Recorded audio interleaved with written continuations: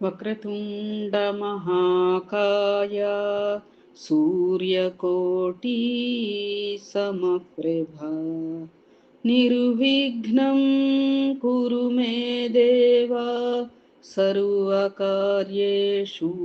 సర్వదా గురుబ్రహ్మా గురుర్విష్ణుః గురుర్దేవో మహేశ్వరః గురుః సాక్షాత్ పరబ్రహ్మ తస్మై శ్రీ గురవే నమః. శరదా శరదాంభోజ వదనా వదనాంబుజే సర్వదా సర్వదాస్మాకం సన్నిధిః సన్నిధిం క్రియాత్. ఓం గం గణపతయే నమః.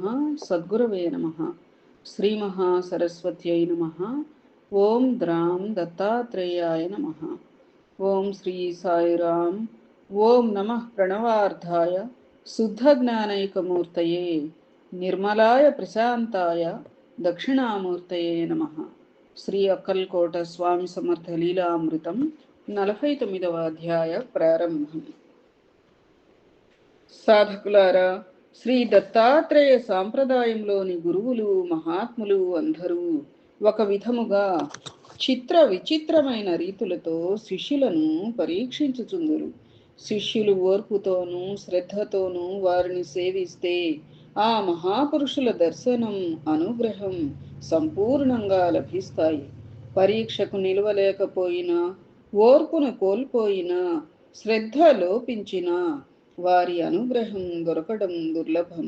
వారిని ఆరాధించే భక్తులు శిష్యులు తమ సర్వస్వమును త్యాగము చేసి వారి సన్నిధిలో వినయంతోనూ భక్తితోనూ ప్రేమతోనూ నివాసం చేయాలి.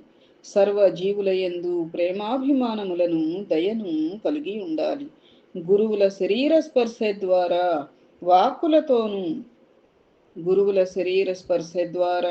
వాక్కులతోనూ చేయు అనుగ్రహం శక్తిపాతమై భక్తుల శిష్యుల శారీరక మానసిక సమస్యలను నివారించి రాబోవు కాలములోని విపత్తులను తొలగించుతాయి.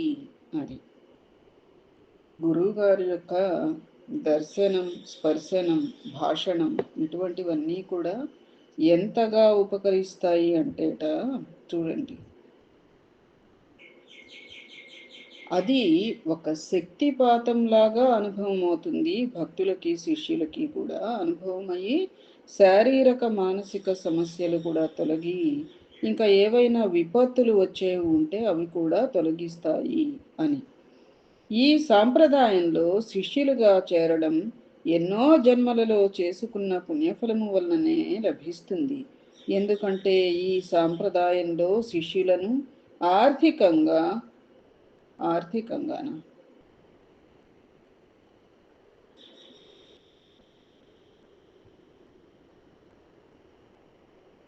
ఆధిదైవికంగానేమో, ఎందుకంటే ఇక్కడ ఆధిభౌతికంగా ఆధ్యాత్మికంగా తీర్చిదిద్దుతారు అన్నారు కదా. ఎన్ని విధాల కర్మల్ని మనం అనుభవిస్తూ ఉంటాం. ఆధిదైవిక, ఆధిభౌతిక, ఆధ్యాత్మిక అని చెప్పుకుంటూ ఉంటాం కదా. ఇక్కడ మరి ఇది అచ్చు తప్పేమోనమ్మా. ఈ సాంప్రదాయంలో శిష్యులను ఆధిదైవికంగా, ఆధిభౌతికంగా, ఆధ్యాత్మికంగా తీర్చిదిద్ది వారిని ముక్త సంగులను చేస్తారు. జన్మ జన్మలకు వీరే గురువులుగా లభ్యమవుతూ ఉంటారు. కావున శ్రద్ధతో ఓర్పుతో శ్రీ స్వామి సమర్థులను ధ్యానించి వారి లీలలను పారాయణ చేసి సత్ఫలితాలను పొందండి. సద్గురు అనుగ్రహం పొందండి. ముక్తికాంతను పొందండి. జై శ్రీ స్వామి సమర్థ అక్కల్కోట స్వామికి జై. విద్యాసాగర దత్తాత్రేయ సాంప్రదాయంలో శిష్యులను గురువు అనుగ్రహించు విధానములో చిత్రమైన విశిష్టత కలదు. దీనిని శక్తిపాతం అంటారు. సాధారణంగా అన్ని సాంప్రదాయములలో ఆధ్యాత్మిక చింతన కలిగిన శిష్యునకు గురువు మొదట మంత్రోపదేశమును, తరువాత తత్వోపదేశమును, మహావాక్యములు అనగా ప్రజ్ఞానం బ్రహ్మ, అహం బ్రహ్మాస్మి, అయమాత్మా బ్రహ్మ, తత్వమసి వీని వివరములను తత్ జ్ఞానమును ప్రబోధించి తనంతవానిగా తీర్చిదిద్దుతారు. శిష్యుడు గురు ప్రబోధితమైన ఒక్కొక్క మార్గాన్ని నిరంతర సాధన చేత, తపస్సు చేత సాధించుతాడు.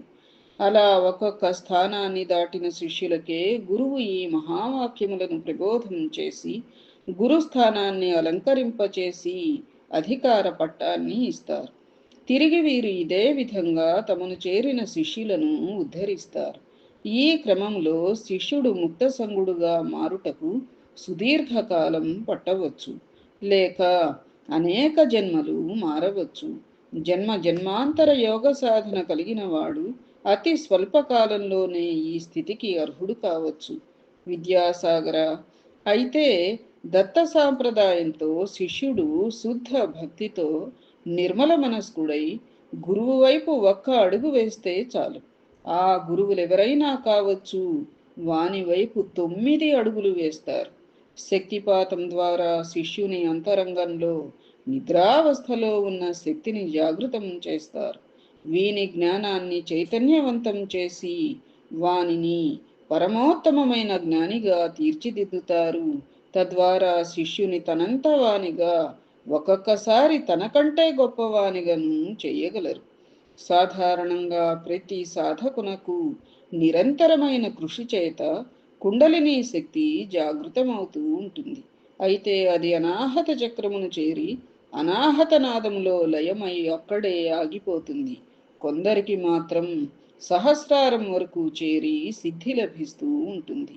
దత్త సాంప్రదాయ పూర్ణ పురుషులు తమను చేరిన చైతన్యవంతులైన శిష్యులకు తమ స్పర్శ ద్వారా, దృష్టి ద్వారా, సంకల్పం ద్వారా, మంత్రబలం ద్వారా మూలాధారం నుండి కుండలిని శక్తిని చైతన్యపరిచి ఊర్ధ్వముఖంగా సుషుమ్న నాడి ద్వారా షట్చక్రములను దర్శనం చేయించి సహస్రారమునకు చేర్చి సద్గురు స్వరూపంతో లయం చేయించెదరు.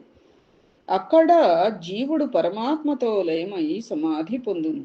దీనినే పరంజ్యోతి దర్శనమని, సిద్ధ సమాధి అని అందురు. ఈ సాంప్రదాయంలో జన్మ జన్మాంతరములలో యోగ సాధన ఆగిపోయిన వారు ఏ దత్తావతారులను దర్శించినా వారు పై క్రియల ద్వారా వాని యోగాన్ని, ఆత్మజ్యోతిని ప్రదీప్తం చేస్తారు. అందుకనే కొంతమందిని ఇప్పుడు గత అధ్యాయాలలో యోగులు ఏ రీతిగా పరిపక్వత సాధించారు స్వామివారి సాంగత్యంలో అనేటువంటి అంశం చెప్పుకున్నాం. అది ఏమిటి అంటే, వాళ్ళు గత జన్మలలో అది సహంలోనే వాళ్ళ సాధన ఆగిపోయి ఉంటే మిగతాది ఈ జన్మలో పూర్ణత వైపుగా స్వామి సద్గురువు మరల్చి ఉంటారు అన్నట్లుగా. ఇటువంటి సాధకునికి అష్ట సిద్ధులు వశమవుతాయి. కానీ గురు ప్రసాదితమైన ఆ సిద్ధులను ప్రదర్శించి గుర్తు పొందాలి అని ప్రయత్నించకూడదు. వానినన్నింటినీ తనలో ఇముడ్చుకొని పరిపూర్ణమైన సిద్ధ సమాధినే పొందాలి. విద్యాసాగర, అయితే సద్గురుడు ఈ శక్తిపాతమును సర్వసామాన్యమైన అందరు భక్తులకు అనుగ్రహించరు. ఇటువంటి అనుగ్రహాన్ని పొందే శిష్యులు మొదటి కలయికలో గాని, 2-3 కలయికలలో గాని ఆ గురువు పరీక్షలకు నిలిచి దానిలో ఉత్తీర్ణులవుతారు. మొదటిసారిగా దర్శనం కోసం వెళ్ళిన వాళ్ళకే అట్లా అనుగ్రహించేస్తారు అని కాదు. కొన్ని రకాల పరీక్షలు వీరికి అర్హత ఉందా లేదా, సద్గురు ఏమన్నారు, అందరికీ అన్నీ అనుగ్రహించగలను, కానీ వారి యొక్క అర్హత ఉన్నదా లేదా అని మాత్రం ఆలోచిస్తాను అని ఒక ఫినిషింగ్ టచ్ ఇస్తారు. అట్లాగే ఏమిటంటే, మొట్టమొదటిసారిగా గురు దర్శనం కోసం, గురు సాంగత్యం కోసం వెళ్ళిన వాళ్ళకి అప్పుడేనే ఆయన అంతంత అనుగ్రహించారు. నిదానంగా ఆయన పరీక్ష చేసుకుని, ఎందుకనంటే ఒక సార్థకత అనేది ఉండాలి కదా. భగవంతుడు కూడా అర్హులకే అన్నీ కూడా లభ్యమయ్యేటట్లు చేస్తారు తప్ప, అట్లాగే భగవంతుడే అట్లా ఉంటే ఇంకా సద్గురు ఎంత ఆలోచిస్తారమ్మా. అది సద్గురుడు తన శిష్యులందరినీ సమానంగా అనుగ్రహించడానికైతే ప్రయత్నం చేస్తారు. అయితే శిష్యులు గురువు యొక్క ప్రేమను, వారి పరీక్షలను సద్బుద్ధితో స్వీకరించితే శక్తిపాతమునకు అర్హతను పొందుతారు. లేక వారి చేష్టలను, అనుగ్రహమును, పరీక్షలను భేదబుద్ధితో పరిశీలించితే విపరీత ధోరణులను కలిగి అనుగ్రహ స్థాయికి చేరి కూడా విముఖులై దూరమవుతారు. వారే గురువును ద్వేషించి జన్మ జన్మాంతరాలకు గురు శిష్య సాంప్రదాయానికే దూరమవుతారు. మళ్ళీ తిరిగి ఆ స్థాయిని చేరడానికి ఎన్ని లక్షల జన్మలైనా పట్టవచ్చును. అది గురువును శిష్యుడు సాక్షాత్ నారాయణ స్వరూపుడుగాను, శిష్యుడిని గురువు వాసుదేవునిగాను భావించి ఇరువురు కలిసి ఆ పరబ్రహ్మను ధ్యానించి లయం పొందాలి. ఇదే వేద ప్రబోధం. ఉపనిషత్తుల శాంతి మంత్రం సహనావతు అను మంత్ర శ్లోక భావం కూడా ఇదే. సాధారణ మానవుడు గురు అనుగ్రహం పొందడానికి శ్రద్ధతో ఈ దత్తావతారుల్ని ఎవరిని ఆరాధించినా, వారి చరిత్రలను పారాయణ చేసిన స్వప్న దర్శనం ద్వారా గురువును పొందగలరు. లేక ఈ భక్తుల స్థాయిని అనుసరించి ఆ అవతారులే స్వప్నములోనో లేక స్వయముగానో మంత్రదీక్షనిచ్చి అనుగ్రహిస్తారు. శిష్యుడు సమర్థవంతుడైతే సద్గురువే వానిని వెతుక్కుంటూ వస్తారు. లేక తానెక్కడ ఉన్నా ఆ సద్గురుని చేత ఆకర్షింపబడి వారిని వెతుక్కుంటూ వారి సన్నిధికి చేరతారు. అది సచ్చరిత్రలోని అంశాలు జ్ఞాపకం తెచ్చుకోవచ్చు కదా. విద్యాసాగర, ఈ యుగంలో కలి ప్రభావం ఎక్కువ. కలి తొలుత బ్రహ్మ ఆదేశానుసారం గురు శిష్యుల మధ్యలో మాత్రమే జొరబడడు. గురు శిష్యులు ఒకరితో ఒకరు అన్యోన్యమైన ప్రేమానుబంధంతో ఉన్నప్పుడే అది సాధ్యం. అది కలిపురుషుడు జొరపడడు కదా అని చెప్పి అనుకుంటే తప్పు. అది ఎప్పుడు జొరపడడు? గురు శిష్యుల మధ్య సరి అయిన సంబంధ బాంధవ్యం ఉంటే కలి ప్రభావం అంటదు, లేకపోతే అంటుతుంది. అది లేనిచో శిష్యునిలో ఏ ఒక్క క్షణమైన వ్యతిరేక బుద్ధి కలిగితే కలి గభాల్న ఆ అవకాశాన్ని వినియోగించుకుని తన ప్రభావానికి లోను చేస్తాడు. అందుకే నమ్మిక విశ్వాసం అనేది దత్తతత్వం.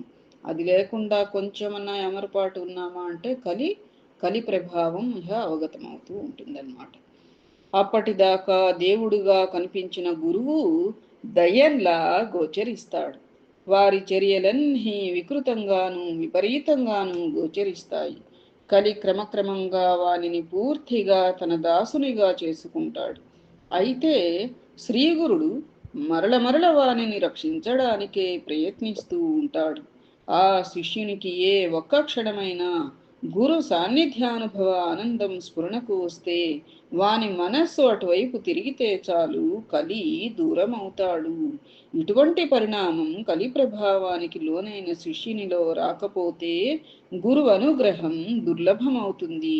దీనినే యద్భావం తద్భవతి అంటారు.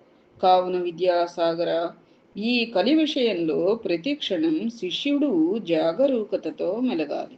ఈ గురు శిష్య సాంప్రదాయం ఎంత సులభమైనదిగా గోచరిస్తుందో అంత కఠినమైనది. పదునైన కత్తుల మీద సాము వంటిది. నీవు జాగ్రత్తగా సాధన చేసి సద్గురు సామ్రాజ్యాన్ని చేరవలెను. శక్తిపాతం ప్రసాదించు 4 విధానాలు. అది గురువుగారు శక్తిపాతాన్ని ఎలా ప్రసాదిస్తారుట చూడండి. స్పర్శ దీక్ష అంటే స్పర్శతో ఉపదేశం ఇచ్చుట. దృక్ దీక్ష చూపుతో ఉపదేశం ఇచ్చుట. వేద దీక్ష సంకల్ప బలంతో ఉపదేశం ఇచ్చుట. శబ్ద దీక్ష మంత్రబలంతో ఉపదేశం ఇచ్చుట. స్పర్శ దీక్ష కోడి తన గుడ్లను పొదిగినట్లు గురువు తన శిష్యులలో జ్ఞానచక్ర స్పర్శతో శక్తిపాతము నొసగును. దృక్ దీక్ష తాబేలు తన గుడ్లను కంటి చూపుతో చూచి పొదిగినట్లు గురువు తన చూపును శిష్యుని చూపులతో కలిపి శక్తిపాతము నొసగుట. వేద దీక్ష చేపలు సంకల్ప బలమున తన గుడ్లను పొదిగిన విధముగా గురువు తన సంకల్ప బలంతో శిష్యునిలో శక్తిపాతమున చైతన్యమునిచ్చుట.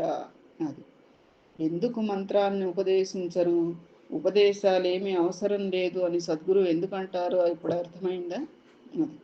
ఆ రీతిగా ఆయన తన బోధల ద్వారా, తన చేతల చూపుల ద్వారా, స్పర్శ ద్వారా శక్తిపాతాన్ని అనరుస్తారు. కాబట్టి శిష్యులకు ప్రత్యేకమైనటువంటి దీక్షలు, మంత్రతంత్రాలు, ఉపదేశాలు వగైరా సద్గురువులు చెయ్యరు.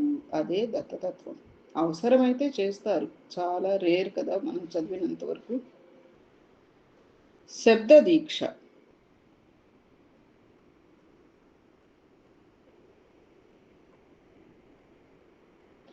సప్తర్షులు రత్నాకరుని వాల్మీకిగా మార్చినట్లుగా వేద విజ్ఞాన బోధ వలన, మంత్రమహిమ వలన శక్తిపాతమునొసగి ప్రజ్ఞను చైతన్యపరచుట. అది కొన్ని ఈ పారాయణ చేయండి, ఇది చదువుకోండి, విష్ణు సహస్రం పారాయణ చేయండి అని ఇట్లా చెప్పేవారు కదా. అట్లా కొంతమందికి ఇప్పుడు గోఖలే గారి భార్యకి రాజారాం అనే మంత్రాన్ని జపిస్తూ ఉండు, నీకు మిక్కిలి మేలవుతుంది అని చెప్పలా. అట్లా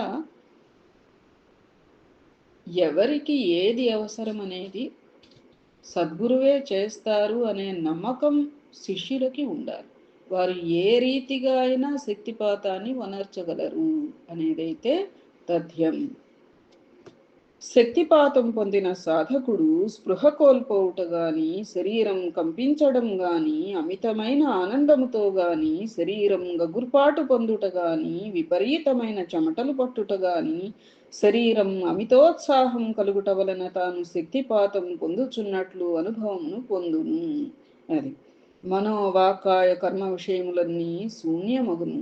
సాధకుడు నిశ్చల స్థితిని పొందును. అంతరంగములో దివ్యానుభూతులు పొందును. ధ్యానములో అనేకమైన జ్యోతుల రూపములో యోగులు, మహాత్ములు దర్శనమిచ్చెదరు. ఎవరెవరో కూడా మనకి తెలియదు, కానీ వారంతట వారే ఎప్పుడైతే ఒక సద్గురుని సాంగత్యంలో ఒక శిష్యుడికి శక్తిపాతం జరుగుతుందో, మహనీయులు కూడా వారంతట వారే కనపడటం, మనకి ఏ పరిచయము లేకపోయినా కూడా వారి కృప పరోక్షంగా మనపై ప్రసరించబడటం వగైరా ఎన్నెన్నో అనుభూతులు మనకి కలుగుతూ ఉంటాయి అన్నట్లుగా. అగ్ని జ్వాలలు, అనేక నక్షత్ర మండలములు దర్శనం ఇస్తాయి. అనాహతనాదం వినిపించును, దశనాదములు వినిపించును. సప్తచక్రాది దేవతానుగ్రహం పొందుతారు. ఇడ పింగళలలో సూర్య చంద్ర సంచారం పూర్తిగా అవగతమవుతుంది. సుషుమ్నలలో త్రిశక్తి స్వరూపిణి అయిన లక్ష్మి గోచరిస్తుంది. క్రమంగా ఈ సాధన నిశ్చలమై అష్టసిద్ధులను పొందుట, పరిపూర్ణమైన స్థితిని పొందుట జరుగును. కొందరికి శరీరం భూమిపై నుంచి లేచి గాలిలో నిలబడుట, నాడీ కేంద్రములన్నీయు తేజమును పొందుట, ఏదో శక్తి తమలో పారుచున్నదని తెలిసి ఆధ్యాత్మిక చైతన్యమును పొందెదరు. గురుకృప వలన ఈ శక్తిపాతముతో యోగ శక్తి జాగరణ కలిగినప్పుడు హఠయోగాది సాధనలు అవసరములుండవు.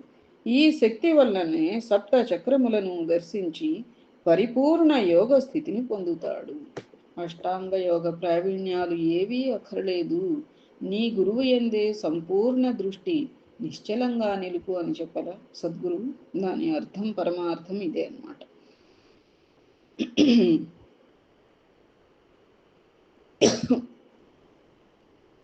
అయితే శిష్యునకు ఆ సమయంలో ఆత్మవిశ్వాసం, అనంత గురుభక్తి, మానసిక సమస్థితి, క్రమశిక్షణ కలిగిన పవిత్ర జీవన విధానం, గురువు పైన పరిపూర్ణ విశ్వాసం కలిగి ఉండాలి.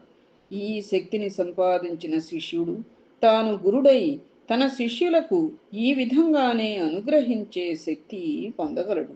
గురుడు తాను గురుడైన సమభావమును పొంది గురువుతో పూర్తిగా లయమైనప్పుడే ఇది సాధ్యం. కావున విద్యాసాగర, ఉత్తమ సాధకుడవైన నీవు శ్రీ స్వామి సమర్థుల అనుగ్రహంతో ఈ స్థితిని పొందుము. శ్రీ స్వామి సమర్థులు ఈ శక్తిపాతమును ద్వారా తమంత వారుగా చేసేవారు. అలాగే సాంప్రదాయములోని గురువులు నేటికి కూడా ఈ విధమైన విధానములతో శిష్యులను అనుగ్రహిస్తూ ఉన్నారు. మనం ఈ అధ్యాయంలో శ్రీ స్వామి సుత కుమార్తె సిద్ధాబాయిని గురించి తెలుసుకుందాం అని ఇట్లు చెప్పసాగరు. శ్రీ యోగిని సిద్ధాబాయి. ఈమె హరిభావు తారాబాయిల కుమార్తె. హరిభావు శ్రీ స్వామి సుతగా మారి తారాబాయితో కలిసి వానప్రస్థాశ్రమ జీవితం గడుపుచూ ఉండగా వారి దగ్గరే పెరుగుతున్న ఈ సిద్ధాబాయి గొప్ప యోగినిగా రూపొందినది. ఈమె చిన్నతనములో శ్రీ స్వామి దగ్గరే వారి సేవలో చాలా కాలం గడిపినది. అక్కడ మఠములో శ్రీపాద భట్టు కృష్ణప్పలతో కలిసి వేదాలను ఉపనిషత్తులను తెలుసుకుంది. శ్రీ జ్ఞానేశ్వరి భగవద్గీతను నిత్యము పారాయణం చేసేది. అనుక్షణం శ్రీ స్వామివారి వెంటనే ఉండేది. వారు ఎక్కడకు వెళితే అక్కడకు వెళ్ళేది. శ్రీ స్వామివారు కూడా ఈ పిల్లను అతి గారాభం చేసి ప్రేమగా చూచెడివారు. యోగినీమా అని పిలిచేవారు. రాత్రులు వాళ్ళ నానమ్మ కాకుబాయి దగ్గర పడుకునేది. తరచూ వీరి తల్లి తారాబాయి అక్కల్కోట వచ్చి ఈమెను చూసి వెళుతూ ఉండేది. ఈమె తండ్రి, సోదరులు, మేనత్తలు అందరూ శ్రీ స్వామి దర్శనార్థమై అక్కల్కోట వచ్చి వీరి దగ్గర ఉండి వెళ్ళేవారు. బంధువులు, శ్రీ స్వామి శిష్యులు, సేవకులు, భక్తులు అందరూ ఈమెను ప్రేమతోనూ గౌరవంతోనూ చూచెడివారు. అక్కల్కోట మహారాణి ఈమెను అప్పుడప్పుడు అంతఃపురములోనికి తీసుకువెళ్ళి చక్కని కీర్తనలు పాడించుకునేది. సిద్ధాబాయి శ్రీ స్వామిపై వ్రాసిన కీర్తనలు, అభంగాలు చాలా చక్కగా పాడేది. సిద్ధాబాయి శ్రీ స్వామి సమాధి పొందిన తరువాత బొంబాయి వెళ్ళి కామాటిపురలోని మఠంలో ఉండి అక్కడి పాదుకలను సేవించుచూ ఉండేది. ఈమె శ్రీ స్వామి సమర్థుల నుండి సర్వశక్తిని, కృపను పొంది సాధన చేత గొప్ప యోగినిగా మారింది. శ్రీ సచిదానంద స్వామి కుమార్ సమాధి తరువాత సిద్ధాబాయికి శ్రీ స్వామి సమర్థులు దర్శనమిచ్చి కామాటిపుర నుండి బొంబాయిలోని చెంబూరునకు మఠమును మార్చమని ఆదేశించిరి. వారి ఆజ్ఞానుసారం ఆమె ఆ మఠమును చెంబూరుకు మార్చినది. ఆమె మత కార్యక్రమములను అత్యంత శ్రద్ధగా ఆమె మఠ కార్యక్రమములను అత్యంత శ్రద్ధగా నిర్వహించి సద్గతి పొందినది. వారి వారసులు హరిభావు శంకర్ నలవాదే, మనవరాలు హరిబాయి అత్యంత శ్రద్ధతో మఠంలో కార్యక్రమములను నిర్వహిస్తున్నారు. హరిబాయి తన జీవితమును మఠమునకు అర్పించెను. నేటికి ఆ మఠంలోని శ్రీ స్వామి పాదుకలు వేలాది మంది భక్తులను ఆకర్షిస్తున్నాయి. ఆ పాదుకలను దర్శించి నమస్కరిస్తే చాలు, సమస్యలన్నీ తీరిపోయి వారికి శాంతి లభిస్తుంది. చెంబూరు మఠంలో శ్రీ దత్త జయంతి, గురు పూర్ణిమ, శ్రీ స్వామివారి పుణ్యతిథి చాలా ఘనంగా జరుపుతారు. తిథుల ప్రకారం ఈరోజే స్వామివారి పుణ్యతిథి, త్రయోదశి కదా, చైత్ర బహుళ త్రయోదశి అన్నమాట. చూడండి ఎట్లా వచ్చిందో కదా. అంటే ఈ ఆడియో నేను ఇవాళ చేశాను. అది ఆ రోజులలో జరిగే పాదుకా పూజ, పల్లకీ ఉత్సవం, భండారాలలో వేలాదిగా భక్తులు అత్యంత ఉత్సాహంగా పాల్గొంటారు. నేటికి ఆ మఠంలో శ్రీ స్వామి సుత వంశస్థులు భక్తి శ్రద్ధలతో అన్ని కార్యక్రమములు జరుపుచున్నారు. విద్యాసాగర రాబోవు అధ్యాయములో చోళప్పను గురించి మరికొన్ని విషయములను తెలుసుకుందాం.